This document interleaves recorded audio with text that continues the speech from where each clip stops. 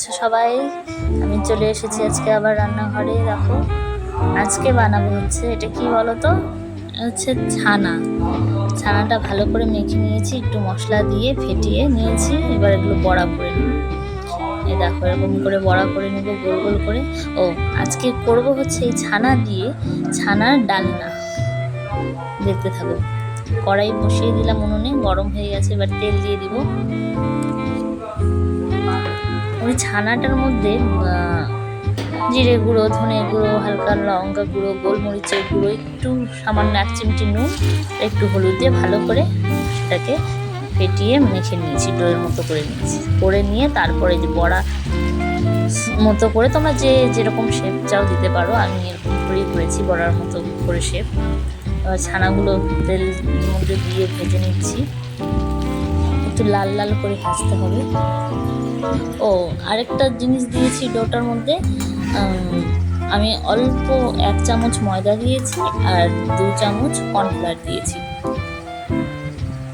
বেশি ময়দা বা বেশি কর্নফ্লাওয়ার দিলেও কিন্তু সেটা ভালো হবে না, শক্ত হয়ে যাবে। ওই সামান্য পরিমাণেই দিতে হবে, তাহলে একদম নরম থাকবে আর তুলতুলে হবে একদম। দেখো ছানাগুলো ভেজে নিতে হবে একটু লাল লাল করে। এমনিতেই ছানার বড়া নিরামিষের দিন খুবই ভালো লাগে আমার খেতে। পনিরের তরকারি থেকে ছানা দিয়ে যদি তরকারি করা হয়, আলু দিয়ে, তোমাদেরকে শেয়ারও করেছিলাম রেসিপিটা, দুর্দান্ত টেস্ট হয়। আর আজকেরটা তো একটু রিচ হচ্ছে, ছানার ডালনা, এটাও খেতে খুব ভালো হয়, তোমরা ট্রাই করো। দেখো ছানাগুলো মোটামুটি ভাজা হয়ে এসেছে, এবার নামিয়ে নিয়েছি আমি। এবার ফোড়নে দিয়ে দেবো শুকনো লঙ্কা, এলাচ, দারচিনি, লং, গোটা জিরে আর তেজপাতা। একে একে ফোড়নে দিয়ে দিচ্ছি।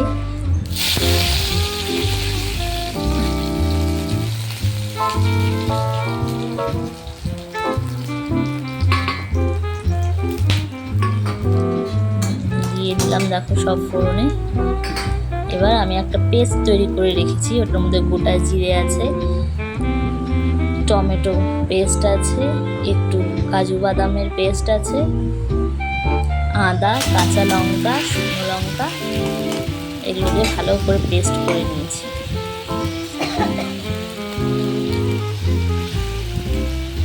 এবার একটু নুন দিয়ে দিলাম, একটু হলুদ দিয়ে দেবো।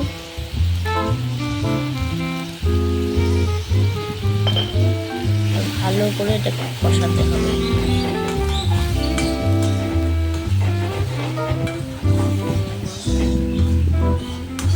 তেল ছেড়ে আসা অবধি ভালো করে কষিয়ে নেব।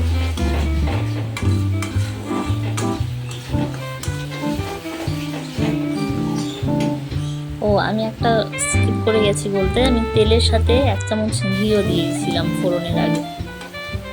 তোমরা চাইলে ফোড়নেও দিতে পারো, পরেও দিতে পারো, অসুবিধা নেই, আমি ফোড়নে দিয়েছি। দেখো মশলাটা তেল ছেড়ে এসেছে প্রায়।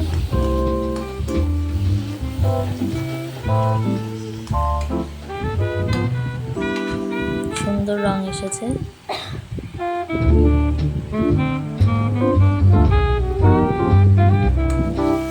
মশলা একদম কষে গিয়েছে, তেল ছেড়ে দিয়েছে, এবার ঝোল দিয়ে দেওয়ার পালা।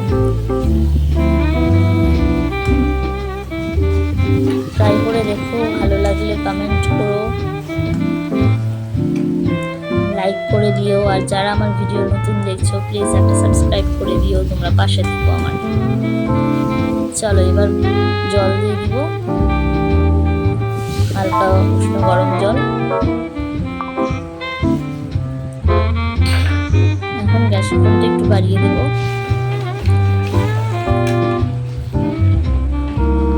নিরামিষের দিন এরকম কিছু রিচ করে করলে ভালোই হয়। ন্যাচারালি নিরামিষের দিন আমাদের বাড়িতে একটু খাওয়াটা কষ্টকর হয়ে যায় সবার, তো আমি সেদিন একটু স্পেশাল কিছু করার চেষ্টা করি।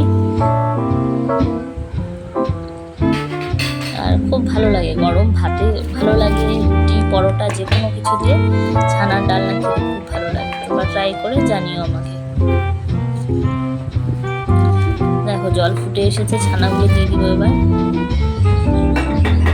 আর খুব একটা শুকনো করবো না, কারণ ছানার বড়াগুলো যখন আর কি ঝোলটা ঠান্ডা হয়ে আসবে একদম টেনে নিবে ঝোল।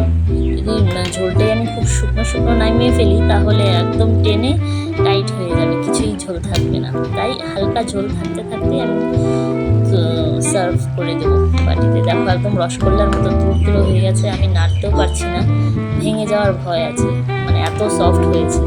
ব্যাস হয়ে গেছে, এবার আমি এটাকে নামিয়ে নেবো। এর থেকে বেশি শুকোলে পরে টেনে নিবে, একদম টাইট হয়ে যাবে পরে। হয়ে গেছে, এই দেখো সার্ভ করে নিলাম, তাও মাখ হয়ে গেছে একদম। তোমরা বাইরে ট্রাই করো, জানিও ট্রাই করে কেমন লাগলো। আমার পাশে থেকো, আমাকে তোমাদের ভালোবাসা দিতে থেকো। Bye bye.